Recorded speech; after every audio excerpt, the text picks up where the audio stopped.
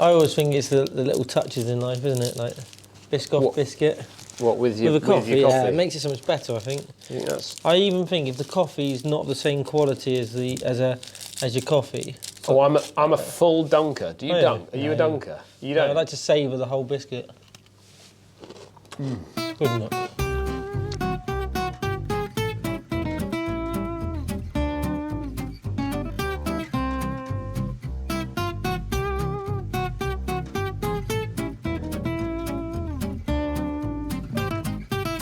Well, good morning, everybody. Welcome to another Sunday morning show. Good morning, Lester. Good morning, Dan. Good morning, everybody. So, people may have seen this set before because we've actually sat here. We have, before. yeah. The Ryder Cup special, which was filmed. We are at Churston Golf Club. If you've not already worked that one out, but the actual introduction for the Ryder Cup special, which we filmed at Churston, we actually sat in these same positions. We did. So if you watch the very start of that video, you will see these seats. Putting our shoes on, and then we strolled out of here, didn't we? But this is, it's called Ray's Bar, so it was named after Ted Ray, who was professional at Churston in the early 1900s. I think he was a Ryder Cup golfer, very good golfer. Ryder Cup I think he won a major, didn't he? Did he win some majors? Yeah, won the US Open. Yes, he won some majors. And also it's named after another legend, who's the president of the golf club, Ray Reardon. So they've played on the word. 6 times world snooker champion, or 5 times? No, it's not 7. 6 then. 6 times world snooker champion who's still plays snooker. He's actually in the bar at the moment. I went downstairs. Is he? Yeah, he's in there. Yeah, so this is called Ray's Bar. This is Ray's Bar. Well, they've played on it, haven't they? Because it's Ray's, as in two of them, 2 of the Rays that were at the minute of the club. So I thought today we would actually kind of show you a little bit about what's kind of happening behind the scenes at Churston Golf Club right now, because we moved in here middle of this week, and it's been a double move because obviously, as we said in the previous Sunday morning show, it was the pro shop side of things. So Harry is currently down in the pro shop just trying to sort everything out. Yep. And obviously we've got the office space. Well, the office space has been a slow burner in the fact that we're trying to piece it all together because we've been waiting for our deliveries to arrive, new desks, new chairs, all these things that are going on. Paul is currently in there making up desks. So for those of you out there that say that Paul doesn't do anything, doesn't work, he does actually work because we're going to catch him in action whilst he's doing that. So we will go and do a little bit of that. But we've also confirmed our Christmas special. We have, yeah. We've announced it on Instagram, so both our accounts now will be linked here probably somewhere. Yeah. But we're going to, on the 17th of December, which is Friday, we're going to the magnificent, wonderful Bovey Castle, which you'd have seen a couple of times on our channel and on other people's channels, and we're going to do the Christmas special. We are.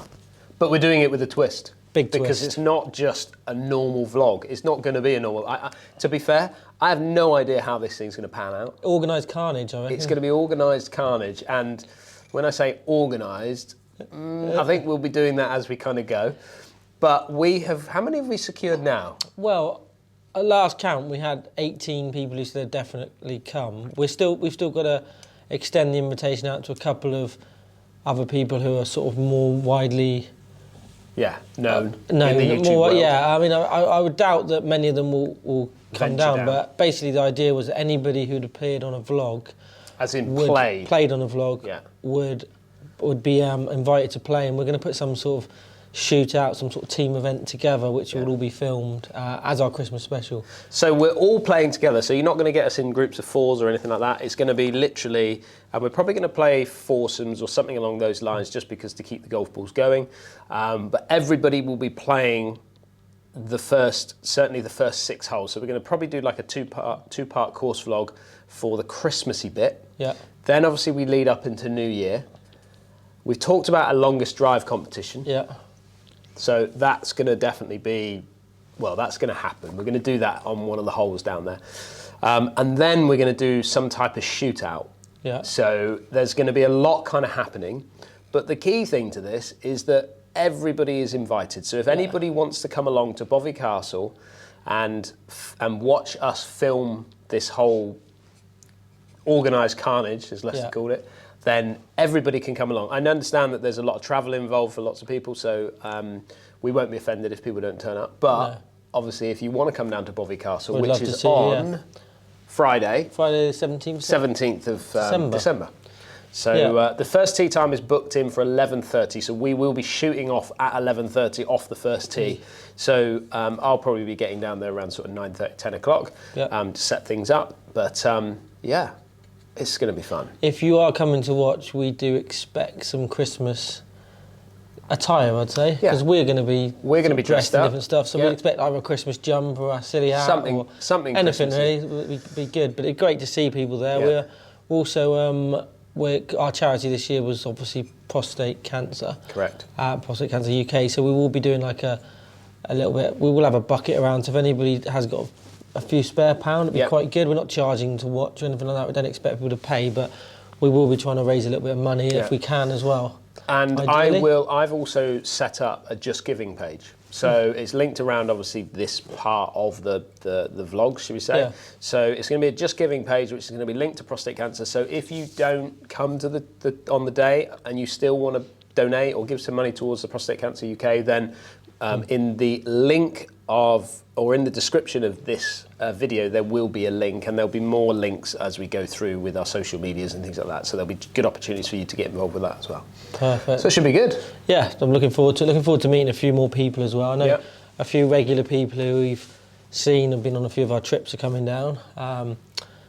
Nathan said he's coming down. Yeah. So which is good. And a few maybe a few people further afield. But yeah, it'd be great to see people down there. A bit of support and. But before that. Yeah, we've got another vlog organised. We have, yeah. I'm looking forward to this one as well. This one is going to be different as well, because not different in the fact that we've got the same characters as in myself and Lester are going down with Jordan to join Chris Gill at his home club, which is Newquay, where he's the head pro at. But one of his members, a chap called Luke, is the #1 British surfer. Has won surfing championships right there. I mean, I know nothing about surfing. I've done a bit of belly boarding when I was a bit younger, bodyboarding, and I've tried to do a little bit of the old paddle boarding. Yeah. But Luke is #1 surfer in the UK and has won all sorts. But he's a 4-5 handicap golfer, member at Newquay, so he's coming out to play with us in that vlog. So that should be just something slightly different. Might attract a few different people in as an audience. So. Yeah, so that's the plan. We're doing that on the 10th, so we're doing that next Friday, which should be good fun. So heading down to see Gilly again, and I know there's lots of people that want to see Gilly on the show. So he'll be at the Christmas special as well. He's a confirmed guest. He is definitely confirmed. So, one of the first to confirm, actually. He was. Yeah, very good. Right, I think it's time. Yeah, I mean we've had quite a few people who messaged us asking us what the new rooms look like, where you're going to be. That haven't been to Churston or seen any part of Churston, so we take them for a little guided tour. Should we take them for a little wander? Let's do that. There he is. Here it is then, Bernie. DIY pool. DIY pool. So here we have the main office, okay, which Paul is putting together. Our new tables. You're head of construction, that's correct. Deconstruction. So, Bernie, just show everybody what we've kind of got. Yeah, so the room's probably, 25 yards? Yeah. I'm using yards. Yeah, you use yards. By about 10, so it's a massive room. It used to be the old snooker room at the golf club, so you can imagine there was a big snooker table where we're stood now. The floor's reinforced, which is good, so we shouldn't go through to the bar. It's a big area, nice window. Yeah. Some good storage as well, which is good. Yeah, we've got both storage points. Got a little coffee bar we're going to put in here. Yes, lovely. At some stage. Yeah. Paul's just making up some desks here. I think that's a desk that's going to go. So the desk's going to go across here, I think. So Dan's going to be here. I'm in this corner and Jordan's in that corner. Okay. What's the view like out there, Bernie? The view's pretty good. It's obviously of the golf course of the first hole. Yeah. Down here, the 18th's down there. So. Nice little spot, isn't it? See over the Torquay. You can see where I live. Look over that. I live over there. Yeah. So across the bay. Across the bay, yeah. So this is it. Nice little spot. Paul is a busy boy, isn't he? He is a busy, So we busy spent boy. many an hour up here Playing snooker. playing snooker with the light off because we had to put money into the thing. So yeah, we played in the dark. So I'm quite a good snooker player in the dark. I am. Right, shall we take them now down to the pro shop? See Harry? Should we go and see Harry? Let's see what Harry's Let's go up and to. see Harry. Oh, Hendriksen as well. Ready? Yeah, go on in. Yeah, we can't hear you because you haven't got a mic on, so it's all right. There you go. Well, here we are. The pro shop, Bernie. Tell us a bit about the pro shop. We've got Merrick Field is in the house. Merrick is the Cobra and Puma rep. So is greetings. Have you got a better title than that, or was that okay? You happy with that one?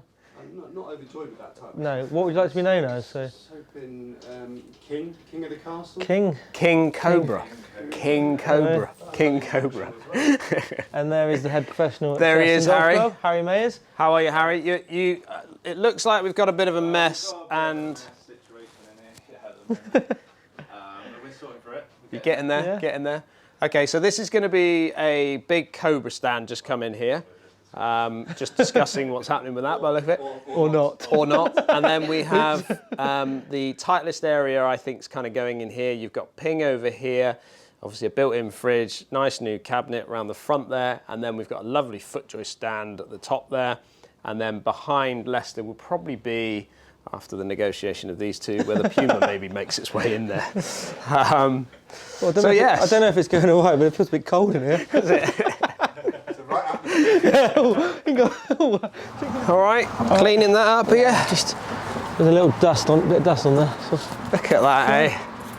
coaching centre. That is the coaching centre, and this is the coaching centre right here. Bernie, take us in. Do we know the code, Dan? Oh, is it coded? I don't know. Hope so. I'm sure it is. The studio. Again, Not quite finished. we're not quite finished with this, but GC Quad, obviously projected on foresight, which is what we had at Torquay. We've got this coaching base here. We've got a nice little coffee area kind of over here. We've got a gas system on the screen there. So we've got, obviously, the cameras are all linked up there, and 2 camera bases up here as well. So if you're having a lesson in here, Bernie, obviously you get your numbers up on the screen. Yep. You get video analysis going on here, and then if you open up the door there, That will be finished that will off. be That'll filled be up shafts. with shafts, which is Couple of double doors. yeah. So we've got plenty of space to kind of work with, Bernie. So it's a brilliant area. Yeah. It's huge. It's a big area as well, space. but hopefully you'll see some video. Well, you will see some videos in here going forward. It just takes us up a level, I think. I mean, don't get me wrong, the studio where we were before was good. Yeah. But this is, another level. Yeah, it really is. Plus, we're investing a bit more in a bit of tech as well. And, it's high grade stuff. But if you're going to make good videos, you want to be in a nice environment with all the figures, and I'm sure people will enjoy the changes. I think they really will. I mean, I'm actually just from a coaching point of view. I mean, I've always loved working with cameras and things like that. So obviously, being able to create the cameras and the numbers together is big, isn't it? Perfect. Yeah. I mean, I'll be in here practicing occasionally. I think you probably will. Well, that's always nice to get out and have a little stroll around, isn't it, Bernie? Stretch the old legs out. And what a little delight to see Paul doing some work. It's nice. I knew it happened. He didn't know what to say, did he? 42 years is the first time I've ever seen him do work. And obviously good to see Harry. Merrick Field is obviously one of the reps for Cobra, so it was good to catch up with him. Yeah.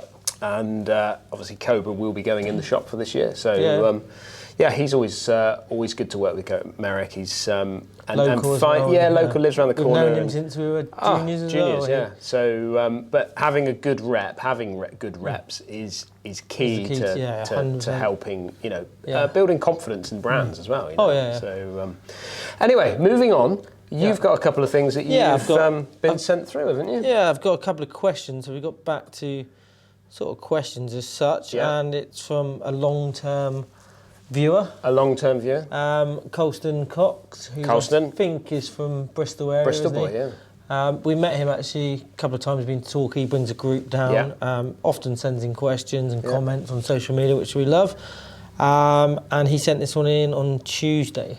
And it's just a quick question for yourself, Dan, and maybe a few others on the channel. Yeah. What is your choice of drink before, during and after a round of golf? And will your selection change in the winter to the summer? Love the channel. Colston.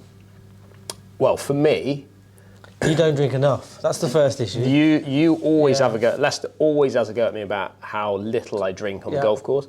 And it's not from a case of not wanting to drink. It's busy. It's just I'm either getting wrapped up in my golf. Yeah. So I'm either playing golf and get wrapped up in it, or I'm wrapped up in the filming that I just forget as well. So especially when we're in buggies, that's always a help to me. Yeah, because I see them. If I see it, then I'll drink it. But 100%. I always have, rightly or wrongly. Yeah. Normally we have a cup of coffee before we go and play golf. Yeah. Which is wrong.